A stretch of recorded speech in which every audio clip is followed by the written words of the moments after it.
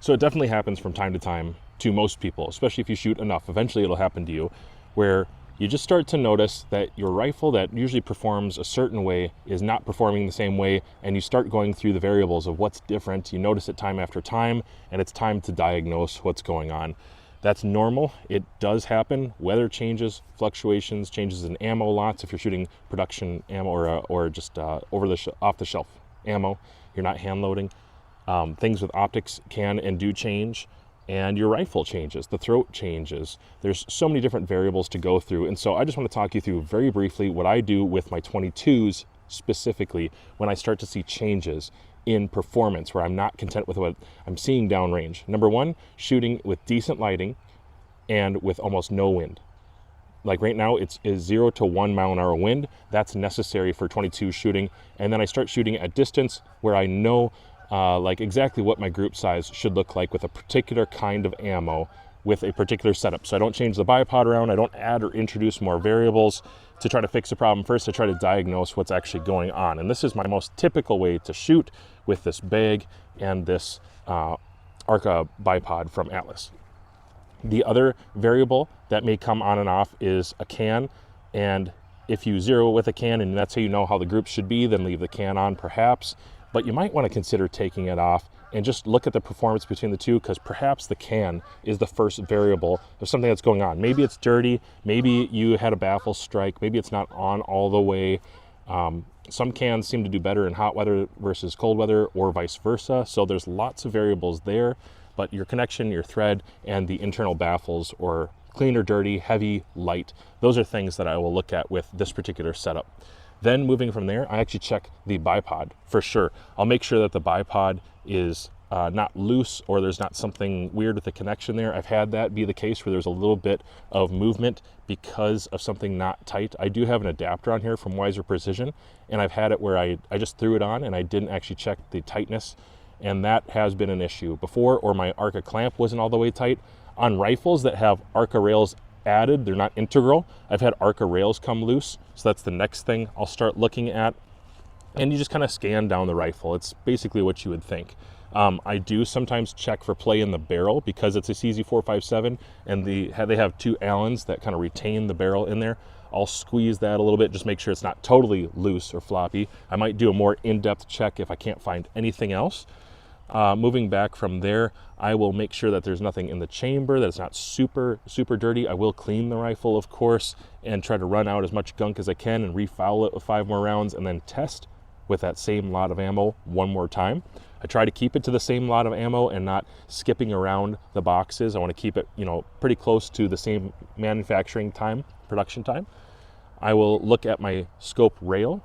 Of course, several times I found it to be a scope rail that was a little bit loose, depending on what rifle it is. With 22s, it's not as common, but center fire, it does happen sometimes. Even blue Loctite will loosen up over time, or it'll, I think I've actually vibrated it off a few times and then had winter, hot and cold. I've had them loosen up with blue Loctite. So I'll check the rails.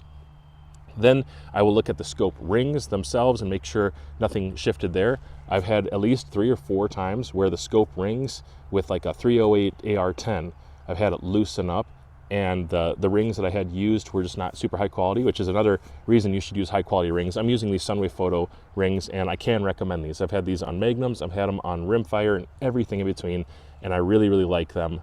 They've held up well for every application I have. But I will check the torque on those rings and make sure they're looking good. From there, making sure the trigger is operating properly, normal things like that. Then I will look at the optic and I'll try to set up a sheet. I do have the ability to set something up and check to make sure it's dialing true. That's one thing I can go through. It doesn't indicate all the time with optics just by tracking tests. It's not a guarantee. It's kind of a side issue a lot of times, but just in case the reticle is loose or something goofy happened there, I might notice it. And I will check that parallax over and over and over to make sure it has consistency there.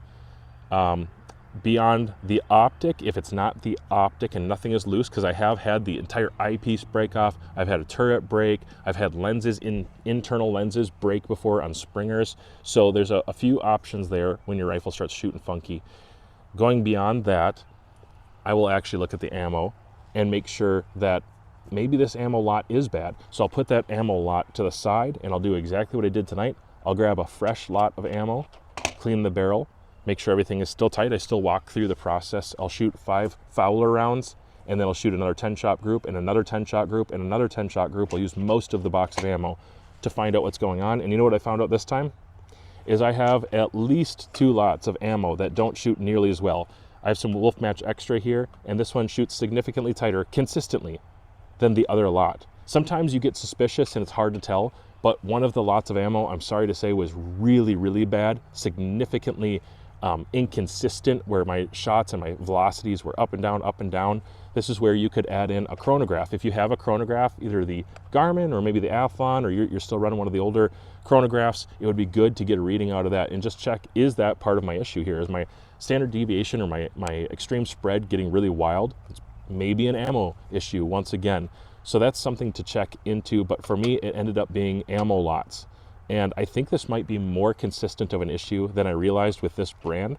I'm just having a lot of issues. So I've got a couple other brands with me. I might be considering switching over to something a little bit more expensive just because I'm seeing so much variability. I'll get a lot, I'll test it, and I'll do really well with most of that lot. And then maybe I'll get a new lot and I just assume that it's going to shoot really well. And then I end up seeing these really wild groups on a totally windless night with great lighting. And it doesn't make sense to me. I'll go back to this old trusted lot, I'll grab some, clean the barrel, do the process, and it ends up shooting really tight again.